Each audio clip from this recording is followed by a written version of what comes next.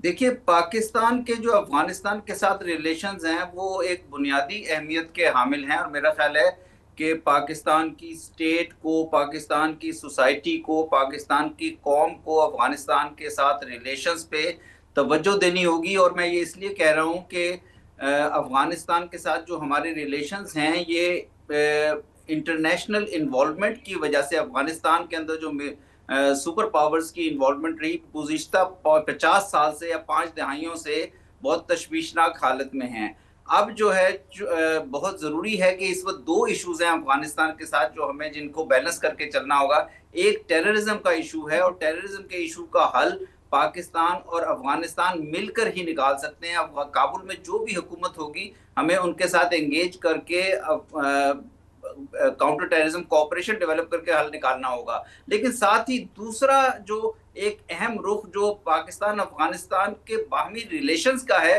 वो उससे भी ज्यादा जरूरी है। जी। वो इसलिए कि टेररिज्म के ऊपर काबू पाने के लिए जरूरी होगा कि हमारे अफगानिस्तान के साथ रिलेशन अच्छे हों। हमारा 2600 किलोमीटर का बॉर्डर है, इस पे दोनों तरफ एक तरह के लोग बसते हैं। उनके आने जाने के लिए, उनकी तिजारत के लिए अब छह मगर महीने से ज्यादा से बॉर्डर बंद है। तो मेरा अभी ख्याल तक है हम कि जंगबंदी एक, क्यों नहीं कर पाए एम्बेसडर साहब? आप तो डिप्लोमैट है, कहाँ फेलियर कहाँ है?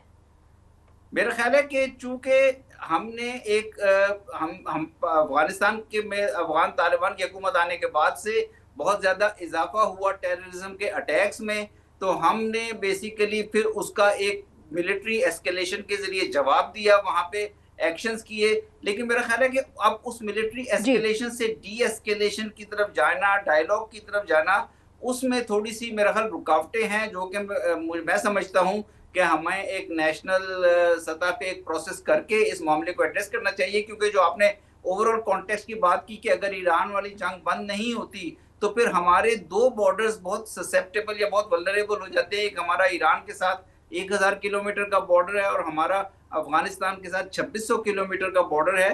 तो मेरा ख्याल है हम एक बहुत ही टाइट रोप पे इस वक्त वॉक कर रहे हैं, और हमारे लिए जरूरी होगा कि हम हम्म। पाकिस्तान के अंदर स्टेबिलिटी लाने के लिए जो दो इंतहाई अहम नेबर्स हैं, जो अफगानिस्तान है, जी। अफगानिस्तान के साथ रिलेशंस, और ईरान जी। के साथ जो सिचुएशन है, उसको किसी तरह से भी बैलेंस तरीके जी। से, जो हम रोल बड़ा अच्छा प्ले कर रहे और हैं, सर उसको आगे रुकावट लेके कहाँ जाएं। है? लेकिन अफगानिस्तान अमन के साथ मुज़ाकरात की रिलेशन में रुकावट कहाँ आ रही है एम्बेसडर साहब? अफगानिस्तान के साथ